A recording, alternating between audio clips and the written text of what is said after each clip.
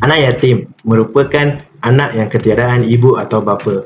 Sinonim dengan perhatian masyarakat bahawa anak-anak yatim ini seringkali diberi perhatian dan tumpuan yang khusus berbanding dengan ujian yang lain dihadapi oleh kehidupan manusia.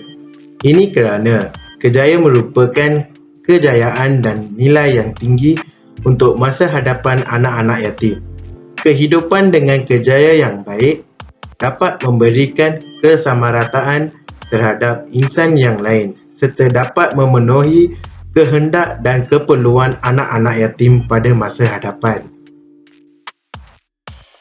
Justru itu, anak yatim juga mempunyai minat dan cita-cita yang mereka ingin capai seperti anak-anak yang lain.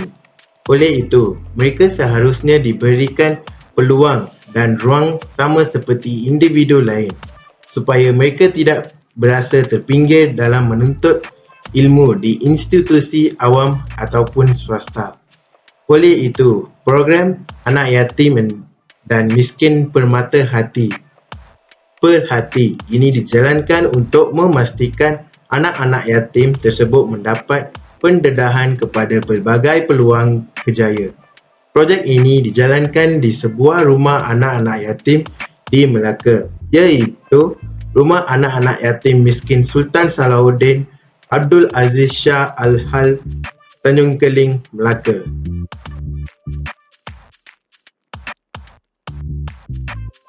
Seterusnya ialah pernyataan masalah.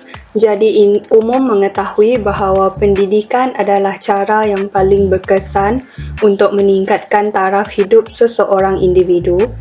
Anak-anak yatim adalah seperti individu lain juga, iaitu mereka mempunyai minat dan cita-cita tersendiri. Namun begitu, masih terdapat golongan anak yatim yang masih tercari-cari minat dan kerjaya yang sesuai dengan diri mereka.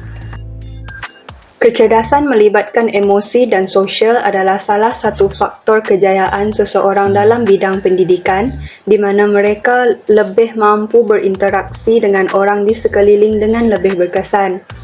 Namun begitu, tidak semua anak-anak yatim yang berada di rumah kebajikan menerima tahap pendidikan yang sama berkualiti seperti anak-anak lain yang tinggal bersama keluarga sendiri.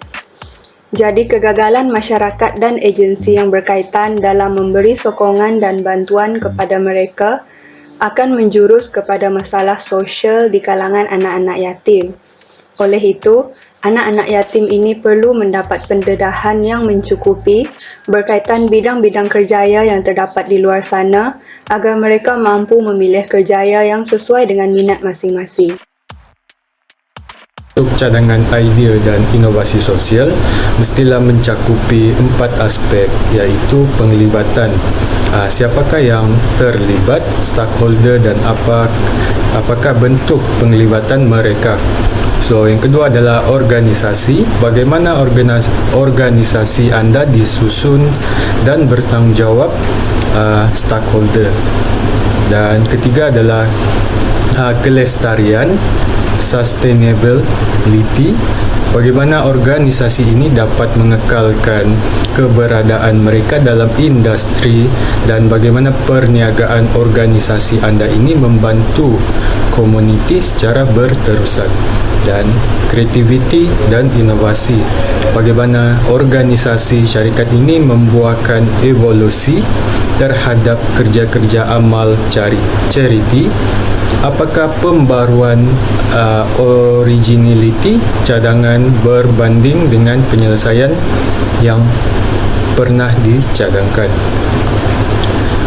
Untuk penglibatan, program anak yatim dan miskin permata hati Perhati merupakan program perkhidmatan sokongan sosial yang disediakan oleh sukarelawan kepada anak-anak yatim. Program ini juga bertujuan menyemarakkan penyembangan kesukarelawan yang lebih tersusun dan berkesan dalam masyarakat.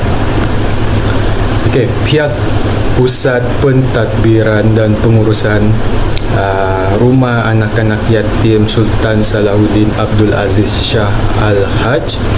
Pertama, Pusat Pentadbiran dan Pengurusan memainkan peranan penting bagi menjayakan kerjasama antara pihak penganjur dan anak-anak yatim. Memastikan anak-anak yatim iaitu peserta perlu melibatkan diri bagi setiap aktiviti yang dianjurkan pihak penganjur. Okey, pihak penganjur pula. Penganjur dan pihak pentadbiran perlu memastikan program berjalan dengan lancar.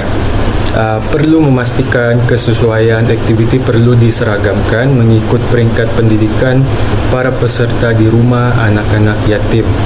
Menyediakan peralatan dan kelengkapan untuk kegunaan para peserta sepanjang program ini berlangsung.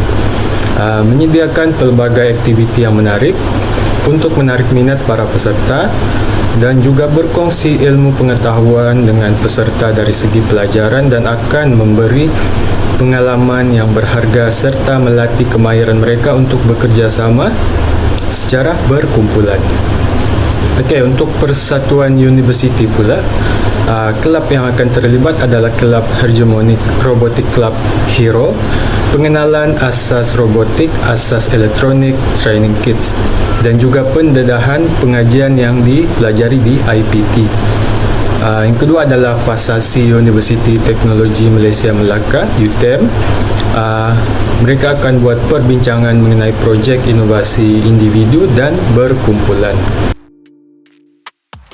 Assalamualaikum, nama saya Ali Aiman bin Zainal Abidin. Okey, untuk organisasi iaitu struktur organisasi untuk program anak yatim dan miskin pemata hati ataupun berhati, penaung Dr. Hazmila binti Hasan, pengerusi Muhammad Aiman bin Zainal, ketua program Arunagiri Naratiran, timbalan program Muhammad Fazli bin Husin, setiausaha Clara Anaksari,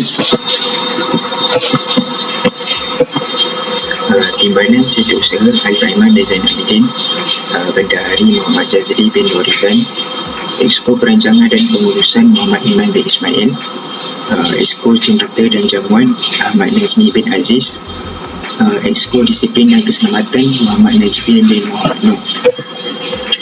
Untuk kelestarian atau sustainability, pertama, peserta akan menerima latihan yang sesuai dengan pasaran dan kehendak majikan hari ini.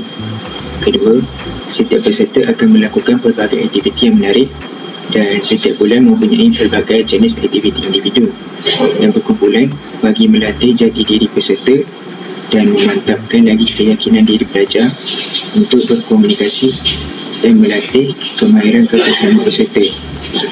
Seterusnya, peserta akan mendapat sijil yang diiktiraf bagi memudahkan mereka untuk mencari pekerjaan di masa akan datang. Mendapat kerajaan dari Malaysia Scholarship seperti CPA, MARA, Petronas, KPM dan lain-lain. Seterusnya, peluang untuk melanjutkan pelajaran di peringkat yang lebih tinggi seperti universiti. Dan akhir sekali, diberi pendedahan kepada komponen kritikal sesebuah syarikat serta hands-on experience. Ini dapat memberi peluang kepada mereka untuk memahami dan faham dengan persekitaran kerja supaya tidak merasa kekok apabila mendapat tawaran kerja sebenar. Untuk kreativiti dan inovasi, ceramah dan jemputan orang luar. Okey, setiap bulan pihak penganjur akan menjemput orang luar yang berkaitan untuk memberi ceramah kepada peserta untuk berkongsi pengalaman mereka dan memberi kesedaran kepada peserta agar peserta terus bersemangat untuk meneruskan program. Pembelajaran pendedahan mengikut program. Pelajaran akan dilatih dari segi pemikiran, pengiraan keupayaan, keputusan dan fleksibiliti kognitif. Yang kedua, ketahui seluk-beluk programming yang paling cepat berkembang. Untuk level 1, iaitu Discoverer, bulan 1 hingga bulan 3. Melatih peserta untuk mengenal perkara-perkara asas mengenai programming daripada sifat peserta akan didedahkan asas kepada algoritma, pseudo dan carta alih. Yang kedua, iaitu level 2, iaitu Explorer, jadi bulan 4 hingga bulan 7. Pendedahan kepada pembelajaran sains komputer, kemahiran, kebolehan membuat permainan, reka bentuk 3D, inovasi 3D dan pembelajaran mikrobit. Seterusnya, level 3 iaitu Innovator, dari bulan 8 hingga bulan 12, iaitu asas Arduino belajar. Buat projek yang mudah, inovasi untuk individual dan secara berkumpulan, pencetak 3D dan analisis data dengan analitik. Program anak yatim dan miskin permata hati atau berhati. Saya akan bincangkan mengenai mengapa inovasi menjadi satu program yang perlu dilakukan pada waktu ini. Dalam satu research iaitu daripada Forrester Research mengatakan bahawa pada masa hadapan menunjukkan bahawa inovasi bukan tertumpu pada satu objek, malahan suatu perkara ataupun program yang kita akan lakukan iaitu dipanggil era inovasi sosial. Inovasi sosial juga ditarifkan sebagai satu idea, inisiatif ataupun program yang boleh dilakukan ataupun new startup untuk menyelesaikan sesuatu masalah sosial yang tidak mampu diselesaikan pada masa yang lalu ataupun individu sebelum ini. So, kita bertanggungjawab dalam melakukan ataupun menyediakan satu program yang mampu menyelesaikan masalah yang ada ketika ini.